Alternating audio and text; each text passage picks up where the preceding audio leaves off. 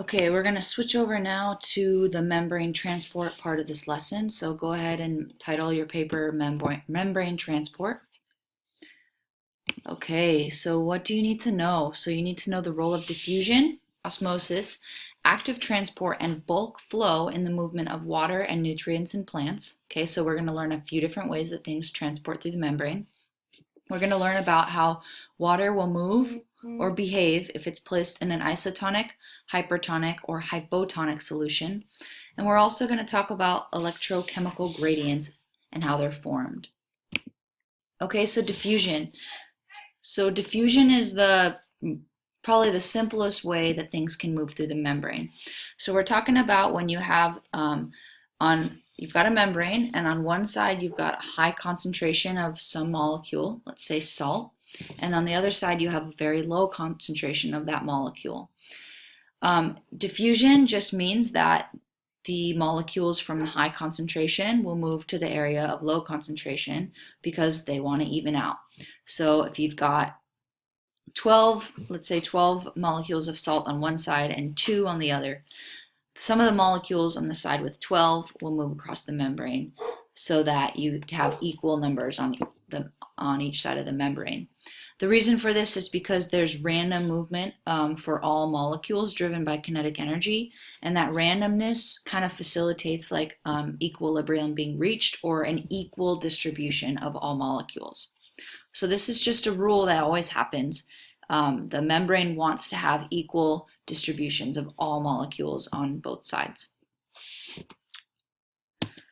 Okay, so here's a picture of it. So let's say that on one side of the membrane, so this is the membrane, let's say on one side of the membrane you've got all these molecules of dye in this case, and on the other side you have no molecules of dye. So what would happen is the dye molecules are going to diffuse across the membrane. Okay, and that's shown here in the middle part. They're diffusing across the membrane. And they will do this until equilibrium is reached, or another way to think of equilibrium is just there's equal amounts of dye molecules on both sides of the membrane. This is going to happen, this is called simple diffusion, and this happens when molecules can just flow through the membrane easily. So some examples of things that can flow through membranes easily, very small molecules, makes sense, uncharged molecules, hydrophobic molecules, and gases. Okay, all of these things are going to go through the membrane very, very easily. This will not happen for ions or large molecules. They're not going to be able to do simple diffusion. Okay, ions and larger molecules are going to need to have a little bit of help. So there's these things called transport proteins. Okay, and when a transport protein is involved with diffusion, we call it facilitated diffusion. So a cell can build a transport protein to allow large molecules or ions to flow through the transport protein instead of through the membrane. This is because they can't go through this part. They've got to go through the channel. This is still diffusion because it's still talking about going from high concentration to low concentration. So we're still talking about evening out the molecule concentrations, but we just call it facilitated because it's like helped by these transport proteins. Oh, and in your book it mentions passive transport versus active transport. So both diffusion and facilitated diffusion are passive transport because they do not require any energy to happen. Because we're going from high concentration to low concentration to reach equilibrium, there's no energy needed. It follows the rule of wanting to even out, and so there's no energy needed. So it's passive. Okay, we're skipping that. Okay, osmosis. Osmosis is another type of passive transport. It's actually a different type of diffusion, but it's a different category. So we're talking about diffusion of water molecules specifically. So again, it's passive transport. We're talking about the diffusion of water molecules across a semi-permeable membrane. All water moves through osmosis. However, water molecules have to travel through what's called an aquaporin protein. Okay, so this is really a type of facilitated diffusion.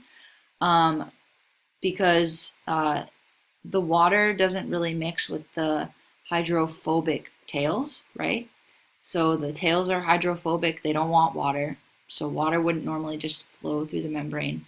It needs a protein, and those proteins are called aquaporins.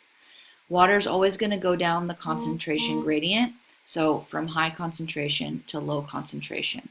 So this is what this picture is showing. So on the left here, we've got water and sugar solution. So we've got water mixed with sugar. On the left side, we've got a low concentration of sugar, and on the right side, we've got a high concentration of sugar. It looks like there's equal water, so that can be kind of confusing because you look at this picture and you say, oh, they're even, so it's equal water. It's not really true. There's relatively more water on the left side because there's less sugar. So if there's less solute, it means there's more water.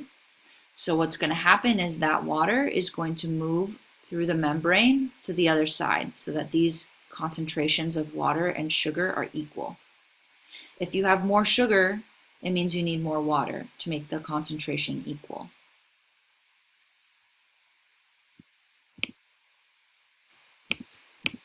One backwards here. Okay, so I already mentioned this, but passive transport is when molecules move across the membrane without using any energy. Okay, so examples of passive transport are diffusion, facilitated diffusion, and osmosis. Skipping that. Okay, so osmosis in cells. So let's talk about how this would really happen in real life. So first of all, again, I want to talk about water concentration. So if you have a high solute concentration, meaning high amounts of sugar or salt or any other sort of particle, you've got a lot of that.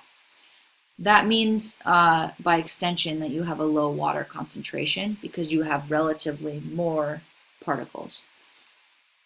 If you have a low solute concentration, meaning salt, sugar, so like a little bit of salt, a little bit of sugar, you have relatively more water.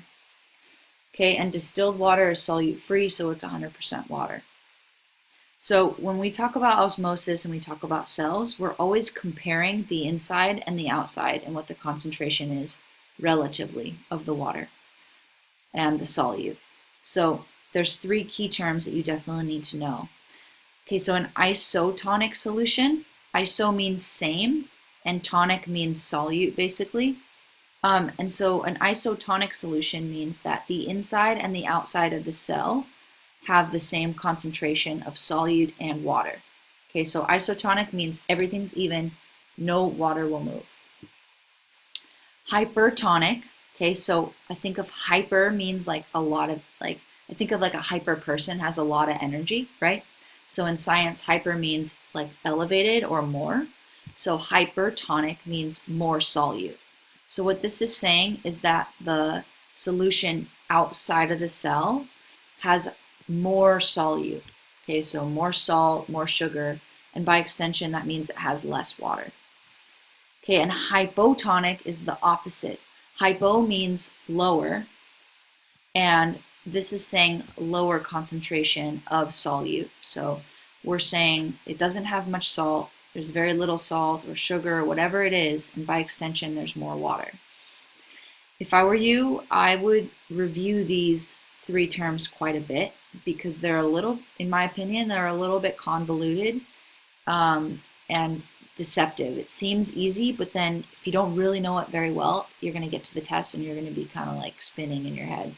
So definitely review these. Maybe watch this part of the lecture a few times, and if you need my help, come and see me. Okay, so let's talk about what this would look like for cells. Okay, so there's two conditions. There's the animal cell and the plant cell. We'll talk about the animal cell first. So if you've got a cell, right, and it's in a hypotonic solution. So remember, hypotonic means on the outside of the cell, there's not much solute, so low solute, and then by extension, more water. So what happens, that means that relatively speaking, there's more water on the outside of the cell than on the inside of the cell. So what happens is to even out the concentrations, water will flow into the cell, and if it happens fast enough or to a larger extent, the cell will eventually burst. Okay, so the water wants to even out, it goes into the cell, and then it gets too big for its own membrane and it breaks. Okay, that's hypotonic. In an isotonic solution, this is like normal conditions. This means outside the cell and inside the cell, there's the same amount of solute, so therefore there's the same amount of water. That would be like no net movement. So this picture is showing water moving out and in, and it happens at an equal rate, so there's no change. Okay, hypertonic solution. This is when there's a lot of solute on the outside of the cell, so relatively less water. When that happens, water will exit the cell to even out the concentrations, and as a result, the cell will shrivel up. So I always think of this as like when you're dehydrated. If you had a lot of salty food and not enough water, you're going to have relatively more salt and less water on the outside of your cells. And to even out the concentration of water and salt, your cells will lose water to the outside and they'll shrivel up. And then this is actually why water chugging contests are really dangerous. If you chug a bunch of water in a short amount of time, you're basically diluting the salt outside of your cells and making more water. So more water, less salt, hypotonic. What happens as a result is that water is going to flow into your cell and then it could burst. And this is really dangerous for like your cells in like your brainstem in particular, because those cells don't really have the support around them to be able to handle that. And so if those cells get hypotonic, and then if the solution gets hypotonic and then the water flows in and then they burst, people die. Okay, and then plant cells is a little different. For a hypotonic solution, the water will flow in and that will make the plant turgid, meaning like rigid, and this is normal, so this is good for plants. In an isotonic solution, there's equal distribution of water, and so there's no change. In that condition, the plant will be flaccid. And then in a hypertonic solution, so if you put a plant in salt water, the plant's going to like shrivel up and it's not going to be doing well because it's going to lose all its water to the outside of the cell. Okay, one last slide, I think. Yep, last slide. Okay, so we've already talked about passive transport. So active transport, this is when the cell has to actually use energy to pump molecules. This is when you have molecules pumping against their concentration gradient. So sometimes certain cells, like example in your brain depends on having unequal concentrations of certain ions all the time. It has to be uneven, and if it's not, your brain doesn't work. The reason why is really complicated, but in order to maintain that unequal distribution of the ions, your cells have to constantly use energy to pump those ions against their concentration gradient. They can't really follow the rule of equilibrium and being equal, because if that happened, your brain wouldn't work. Okay, so in your brain, actually, your cells are using energy all the time to maintain that unequal concentration of the ions across the membrane. So we say it's going up the concentration gradient or up the hill. When you go up the hill, you have to use active transport. So some sort of protein or pump, sometimes these are called ion pumps. They're going to literally take the ions and they're going to pump them out of the cell or into the cell, depending on what's needed. And this takes energy, so it's active transport. Other types of active transport are molecular transport. So this is like getting back to those key points you need to know, the bulk transport of molecules. If you have, for example, a very large molecule that needs to be taken in or out of the cell, there's two things that can happen. So you can use exocytosis. This is when you're moving large molecules out of the cell. So think X like exit. And what happens is a vesicle like here could have some sort of large molecule in it. And what happens is that vesicle will come and they'll fuse with the membrane, the outer membrane of the cell. And then in fusing with the membrane, it'll let go of its contents. That's exocytosis.